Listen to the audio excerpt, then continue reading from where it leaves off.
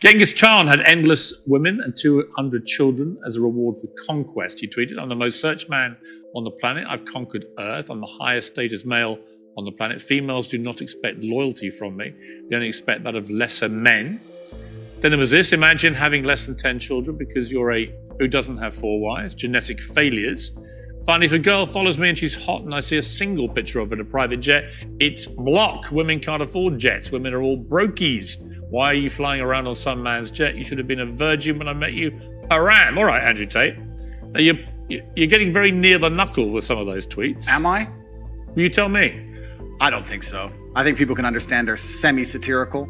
I think people can understand. Do you mean them as jokes or do you mean them? Not that I don't mean them as jokes. I mean, they're a overall public commentary and observation. I do mean what I say. If I were to see a girl on a private plane on Instagram, for example, I would assume that a man put her on that private plane. I would not assume she bought it herself. What if it was... Perhaps that makes me misogynistic. What if it was Ariana Grande or Beyonce? Well, that's slightly different, isn't it? Why? Because they're famous and very rich. Women? Yeah, of course, and they're famous and very rich. But so if there are lots of women you wouldn't think that if you actually saw them on a private plane. If I saw a 19-year-old girl from Moldova where the average wage is $200 a month and she was on a private jet, I would assume that with the balance of probabilities, considering I'm an adult, it's very likely because of her beauty, a man has put her on that private plane. Yes, if that makes me misogynistic instead of just perspicacious enough to understand how the world works, so be it. I'm a realist. Should you be such a generalist about these things? Well, you have to be a generalist when you're looking for in the balance of probabilities and trying to find balance in the world. You have to be a generalist. In general, if I stroke a lion, it's going to bite my hand. In general, there might be a nice one, but I don't want to find out. So that's how the world works. You've praised the Taliban in the past. Would you do so again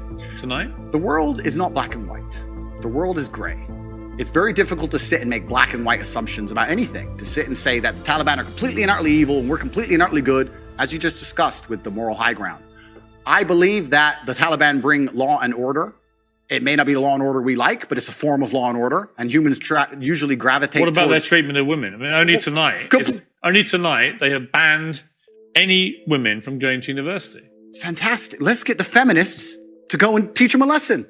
The feminists are so tough, and they stand up and say they can do anything a man can do. Let's arm them up and send them to Afghanistan. I'm sure they'll fix it. You just literally spent an impassioned first segment comparing the way, for example, Dubai handles law and order. Correct. To this country. Correct. So you do express views about different laws. Absolutely. Both places. So when I put to you a law that basically bans women from being educated, it's not, why is it a problem for you to say, you know what, it's wrong? They're both places I've resided in, Dubai and London, so I have personal experience.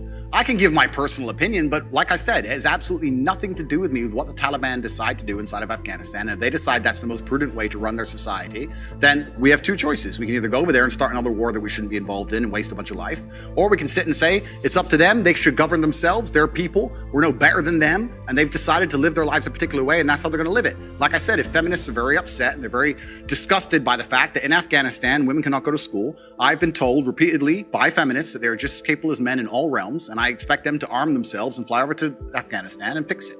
Feminism is defended by men. Men stand up and defend feminism, not feminists themselves, because they're incapable of violence. And we're in a situation now where you're saying that we should send men to go and fight for feminism.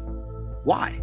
It's not a man's problem. No, I think I'm saying feminists believe. I think men can be feminists too, because if feminism believes in equality for women, it's not about equality. I don't agree with radical feminists who hate men. Right? To me, the radical anything to me is a bad thing. Yeah, and I think most feminism in the West currently is radical. Well, some of it is, no question. Absolutely, but this is my point. My point is that the Taliban are going to do whatever the Taliban decide to do. If I'm going to fly over to another country, I will respect their laws and customs. It's not my job to come along and tell other people how to live. I don't believe I have a moral high ground in that degree. And if people are genuinely upset and disgusted by it, the bottom line in most disagreements on the earth is violence. People who feel like they should go and fix it, then fix it with violence, then it can be the feminists who feel so outraged by it. But it's funny, they don't comment on these subjects, feminists. They seem to instead attack the Western male for some reason. It's an easy win for you to make women think you're not anti them, to say that when they're not given equality, as the women in Afghanistan clearly are not, because they're not allowed to go to university now, as of today, that is clearly unequal, unfair. We should all be able to agree that that is wrong. Well, certainly as a realist. Even you, tough guy Andrew Tate. It's not tough guy. I am a professional. As a professional, I can state that yes, it is not equal. Yes, it is not fair. That is obvious for anybody. I'm not saying those things are not true. What I'm saying is it's nothing to do with me. Right, okay, but you made a concession you think is wrong. It's wrong then. I said it's unequal and it's unfair. Yeah, so wrong. Well, perhaps. Force yourself, Andrew. No, perhaps it's wrong under certain moral guidelines, but under the moral guidelines which are currently in charge of the jurisdiction of Afghanistan, they don't believe it's wrong. It's nothing to do with me. Well, I'm not going to sit here and tell other countries how to run their laws. I'm going to live in societies with laws I respect. You know what? I'll take unfair and unequal. Sure. Where is the line for you between masculinity, which I will always defend, and which I agree with? I think a lot of women like men to be masculine, and what has become known as toxic masculinity. And the reason I ask you is that you are engaged in that debate with men all the time. Where is the line for you where men shouldn't cross? There's no such thing as too much masculinity if it's genuinely masculine. Genuine masculinity is not out here to hurt people. It's absolutely the opposite. It's out here to protect. And when bad things happen, they call traditionally masculine men. If you need a firefighter, you need a masculine man. When you call the police because of the problem you have, you want masculine men. And as soon as a woman or a man is in trouble, when you look for backup, you look for masculine men. And masculine men have a duty to provide and protect those they care about. We have a duty to do things we don't feel like doing because we know we're supposed to do them.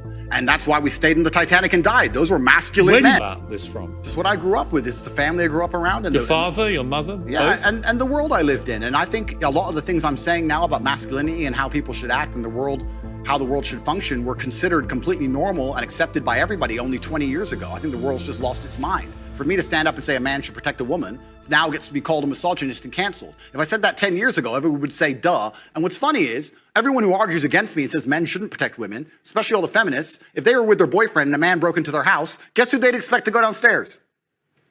Who do you think? Think they go themselves? Are they going to Afghanistan? No, we send men to do these things. So well, we send women in the armed forces too.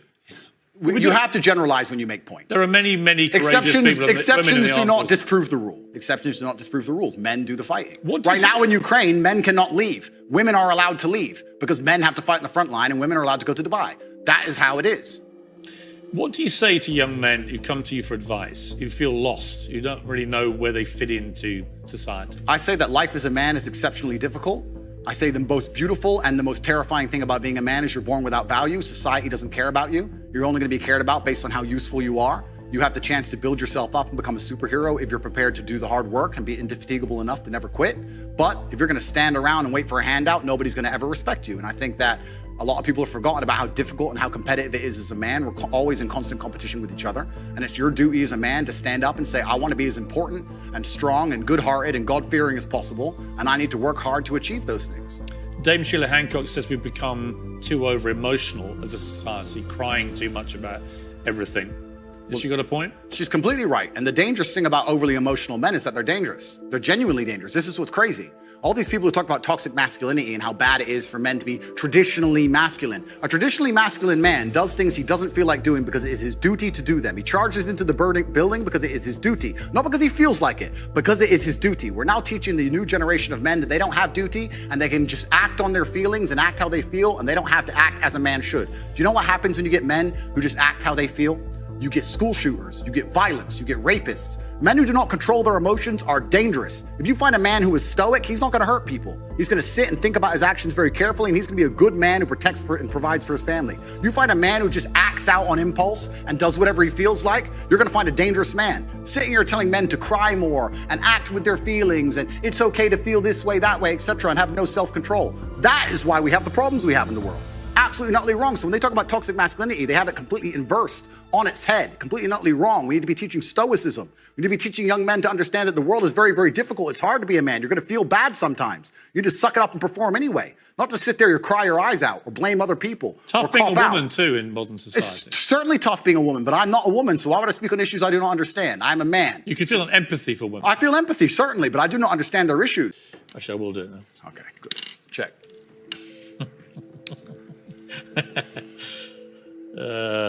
Check. Check.